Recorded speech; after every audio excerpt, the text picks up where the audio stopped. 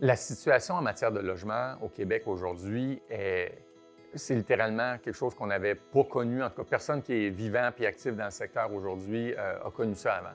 Ça crée le chaos, littéralement. Ça crée une situation où, si on agit individuellement, on est sûr d'être défait. La seule manière de faire un changement positif, c'est pas juste de chacun de notre côté faire un effort, c'est de réussir à faire un effort collectif. Ce qui va être déterminant dans la démarche qu'on a engagée maintenant, c'est la participation des gens.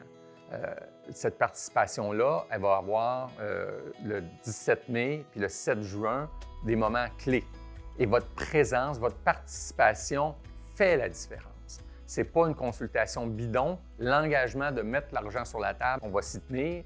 Puis l'invitation qui est faite à d'autres bailleurs de fonds font que cette démarche-ci va déboucher, on en est convaincu, sur des vraies actions.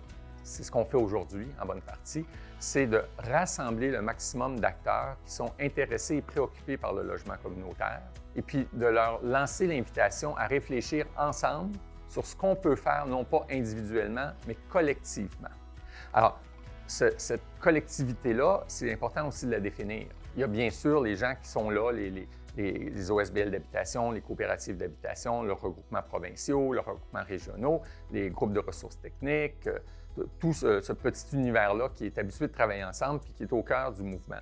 Mais il y a, au-delà du cœur du mouvement, ceux qui le développent et gèrent, il y a ceux qui aspirent au logement communautaire. Donc, c'est pour ça qu'on a élargi le cercle en disant, bien, les gens qui travaillent avec les populations intéressées au logement communautaire, qui y aspirent soit pour y vivre ou qui ont une préoccupation à son bon fonctionnement.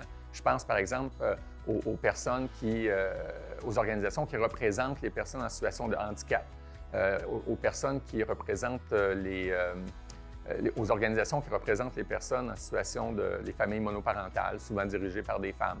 Je pense aux gens qui sont confrontés à toutes sortes de problèmes dans la société, pour une raison ou pour une autre, ne trouvent pas leur compte dans le marché privé, soit parce qu'ils ne veulent pas vivre avec le sentiment de se faire tondre par leur propriétaire puis d'être toujours à la merci de quelqu'un qui peut les mettre dehors demain matin parce qu'il veut faire plus d'argent en transformant en condo, ou aux gens qui juste disent « bien moi, j'aimerais ça être en contrôle de mon milieu de vie, puis bien je voudrais le vivre de manière collective, fait que j'aime mieux ce contexte-là. » Alors, tous ces gens-là, il y en a qui vivent déjà dans nos logements, mais il y en a littéralement des centaines de milliers à travers le Québec qui souhaitent y vivre. Et il faut donner aussi la parole à ces gens-là. Puis finalement, il y a un troisième cercle qui sont ceux qui ont, j'aurais envie de dire, le pouvoir financier de manière majeure, puis aussi le pouvoir politique, puis le pouvoir économique.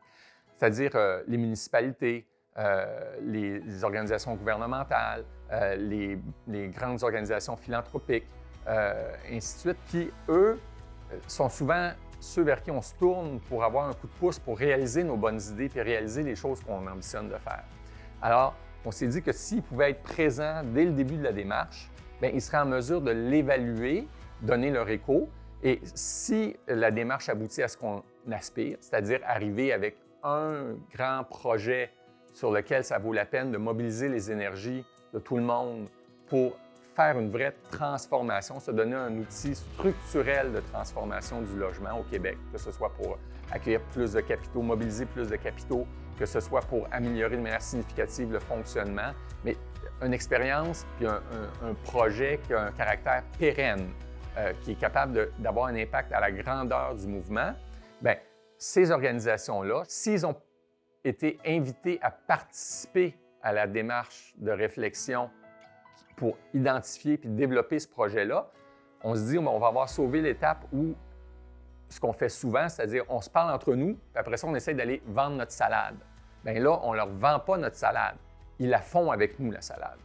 Puis ça nous donne à tout le monde la possibilité d'interagir. Parce que dans la vraie vie, il faut qu'on se parle. Dans la vraie vie, on interagit, mais on le fait souvent un à un au lieu d'avoir une vision holistique, d'avoir une vision globale du secteur. Puis c'est ça qu'on essaie de développer avec la démarche.